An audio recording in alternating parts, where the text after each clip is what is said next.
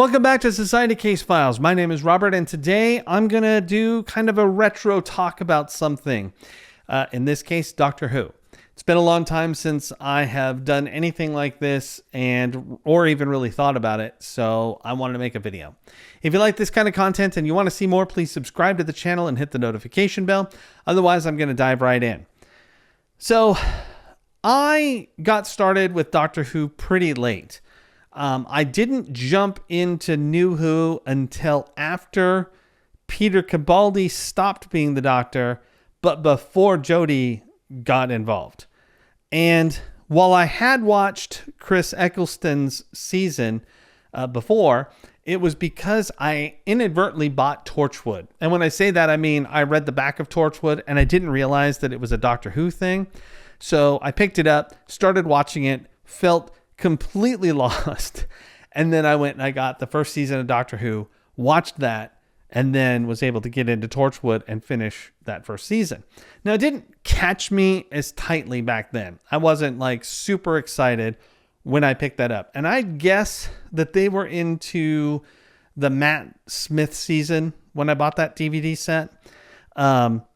But years later, I was talking to my wife about the Torchwood stuff, and we watched the first episode, and then we just decided, you know what, let's just start over. Hold on. Let's just go back, watch season 1 of Doctor Who, and just see what happens.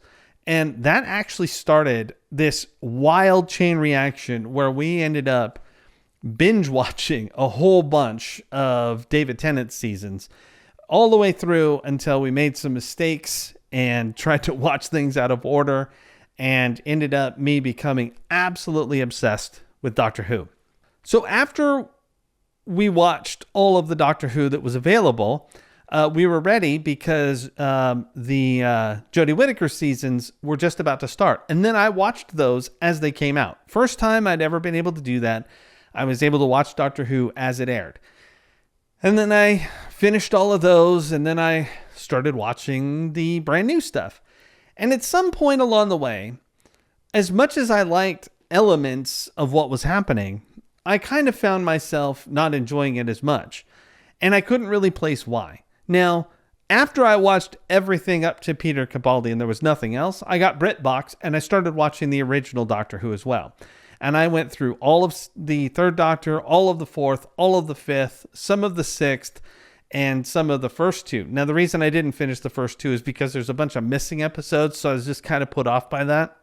I mean, it's not on them. They're great, and they're super fun. But I kind of wanted to see all of it, and that was just my failing. But anyway, having seen all of that stuff, my tolerance for cheesy and stupid, let's be honest, some of the stuff that happens in the original Doctor Who is absolutely insane and cringy.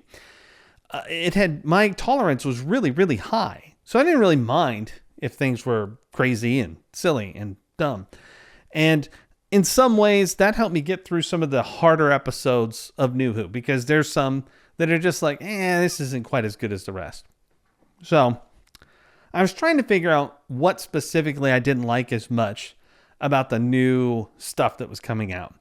And part of it was what I was hearing from Russell T Davies and his sort of mentality when he went at writing some of the stuff.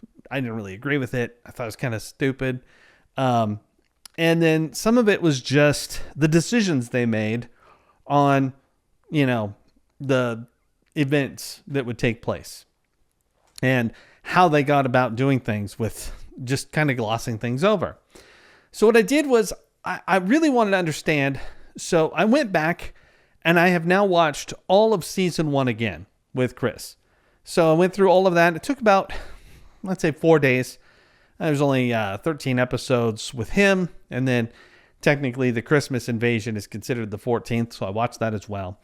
And I have to admit that there's just something a little bit calmer about season 1 than anything else after, I would practically say, halfway through Matt's seasons. After that, it starts to pick up the pace of being a lot more chaotic. And I might be being generous. I mean, if you've watched them all, you might have a time period that earlier in the seasons it becomes more and more chaotic. But there was this sort of maturity and respect and sort of grace that the show had. As silly as it could still be, and tongue-in-cheek as these moments were, there was enough stuff happening that it just felt like it had some dignity. And that holds true as we move into the David Tennant season as well.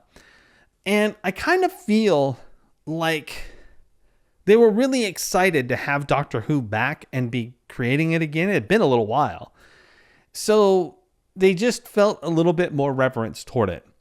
Once you leave that season or those seasons behind and you start to get into the newer stuff, you don't really feel that anymore. At least I didn't. I don't feel as much reverence for the material. It feels like it's almost a bit of a joke, that they're making fun of it more than they are trying to create new stories that exist with it. I thought that the lore that they created for New Who with Chris was awesome. I thought he did a great job. He's a little bit more of a severe version of the character, even more so than Colin Baker was. And I don't know, it just, from episode to episode, I didn't really have any that made me go, oh, I don't want to watch this one again. I was riveted to each episode in the first season. And that's not so true in the later seasons that they have going on. Now, by and large, I'm in the minority, or at least online minority, when it comes to Jodie's seasons. I actually really liked them quite a bit. I thought it was very bold that in the first season with her, they made sure not to cover any old Who villains. No Daleks, no Cybermen, none of the things we've seen before. It was all new monsters. And I thought that was kind of cool. It was a little bit of a gamble, I think, because they started out fresh for everything.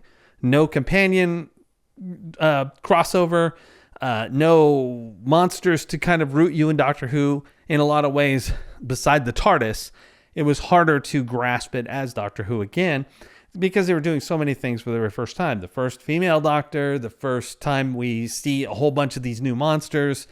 The 3 companions made it a little bit crowded. So in some ways, it's a little tough to be like, this is going to be great. So I kind of understand why people were like, what's going on? Besides the more ridiculous commentary of people not thinking the Doctor should be a woman, for example. That stuff was silly, especially since they talked about it way back in the original Doctor, when Tom Baker said it didn't even necessarily have to be a man who followed him. So that whole thing never even crossed my mind. It was more about the storytelling and Chris Chibnall in general. I mean, I love Broadchurch. I think he did a great job with that, but maybe he wasn't the best choice to lead the Doctor Who show. I think that there's a lot of great things there. There's really cool aesthetics and everything else. But once he sort of got into it a little bit, there's some more ridiculous stuff going on. But not nearly as much that like turned me off. I was still riveted. I still watched them all. I'd have my criticisms afterwards. But the newest stuff, that's why I'm now comparing all the way back to the beginning. So by and large, episode to episode, the first season is just great. And if you haven't seen it before, if you've only seen some smattering of episodes here and there, I mean, maybe you're not really a Doctor Who fan, and that's obviously fine. But if you have any inkling of liking any element of it at all, I would highly recommend at least watching from the beginning of Chris's season all the way to the end of the Rose storyline. If you watch nothing else at all, that would be my advice. Just go through to that and enjoy it. And then if you're like, I'm still in, like we were, then obviously continue on. There's plenty more to go. In a lot of ways, I think that having someone who wasn't really a fan started off was a good idea, because Chris wasn't a huge Doctor Who fan before he became involved. And so he brings something different to the character. And that's the dignity I'm talking about. He really treated it very professionally. And while it's awesome when the person is playing a character you care about because they love it from the get-go, in this case, I think he helped establish a lot of TV to come. And then the next person they get, David Tennant, is a huge fan of Doctor Who. I mean, all the way back. And he's absolutely in love with it. And it was perfect to transition, because I think people were probably just getting used to Chris when he left the show for a whole variety of reasons that you could go look up that aren't lore related. But when David Tennant took over, you can feel almost every scene. He is just dying over the fact that he's there. He's in love with it, and it's super obvious. And then when they transition again, the next person was younger than everyone else and didn't really have the background, but became quickly acclimated to it. So in any event, I'm going to go through the rest of the seasons, probably talk about it again. I'm 4 episodes in to season 2. And then when I finish that one, I'll talk about it, probably be a little bit more specific. I don't want to get too crazy because, I mean, I didn't even try and watch this season 1 until like 2010 or 2011. It'd been 6 years since it came out. So I would have been pretty upset if I would have gotten some crazy spoilers, especially since these stories were so much fun for me. In fact, the very last episode of David Tennant's run is a 2-part episode. And I went up and saw it at the movie theater several years back when they just brought it back. It was just before they put out a Blu-ray version, which, by the way, is absolutely essential because the versions you can buy on iTunes are very, very poor quality. But the Blu-ray ones are the cleaned up versions that used to be on HBO Max. I went and looked and they seem to be gone. If they're not gone, then I missed it. I thought Disney Plus was going to get them all, but they don't seem to. So I'm not exactly sure where to watch New Who right now other than buying them or having Blu-rays. But if you do know, let me know in the comments. But anyway, I'll talk more about this Doctor Who stuff later. I really love it. I have a great time with it. It's actually funny. I should mention I have an entire row of Doctor Who role-playing books up there. The original ones from Cubicle 9. The Doctor Source books, when put together on the shelf, read out Doctor Who. It's kind of crazy. But anyway, are you a huge Doctor Who fan? Do you love these early seasons? As we go through this series, I'll get to the latest season and I'll talk more in depth about what I didn't like about them and what didn't work for me and see what you guys think. But anyway, this is Rob with Society Case Files, signing off.